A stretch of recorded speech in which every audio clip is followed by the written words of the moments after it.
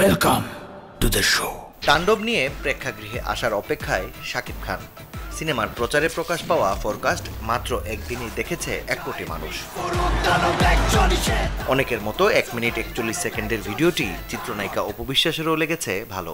নায়িকা বলেন, শাকিব খান যা চেয়েছেন তাই করে দেখিয়েছেন। তাণ্ডবের মানে প্রথমত কথা, ওনাকে নিয়ে আসলে মন্তব্য করার জায়গাটা উনি রেখেই যান নাই।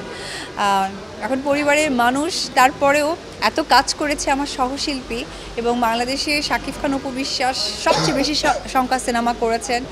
তো সেই জায়গা থেকে এখন আমারই অসম্ভব ভয় হয় তাকে নিয়ে কোনো মন্তব্য করার। তবে এটুকুই বলতে চাই যে শাকিব খান যা চেয়েছেন তা করিয়ে দেখিয়েছেন। তাণ্ডবে শাকিব খানের বিপরীতে সাবিলা নূরকে কেমন লেগেছে, এমন প্রশ্নেরও উত্তর দিয়েছেন অপু বিশ্বাস। সাবিলা নূর এত ভালো কাজ করেছে এবং she was very lucky because তার ডেবিউ হচ্ছে শাকিব খানকে দিয়ে। এটা তার জন্য অনেক বড় একটা সৌভাগ্যের। একজন সেলিব্রিটি, একজন অভিনেত্রী হিসেবে আমি মনে করব যে, বাংলাদেশ অভিনেত্রী হিসেবে আমি মনে করব যে এটা অনেক বড় একটা প্রাপ্তি তার জন্য। শিল্পীদের বিরুদ্ধে মামলা, হামলা, গ্রেপ্তার সহ নানা ইস্যুতে কি ভাবছেন এই চলচ্চিত্র অভিনেত্রী, এমন প্রশ্নে আতঙ্কের কথা জানান অপু। আইন থেকে শুরু করে গণ্যমান্য ব্যক্তিরা যারা আছেন, তারা পরিবারের বাইরে নয়, তাদেরও পরিবার আছে, তারাও প্রফেশনের সাথে যুক্ত আছে।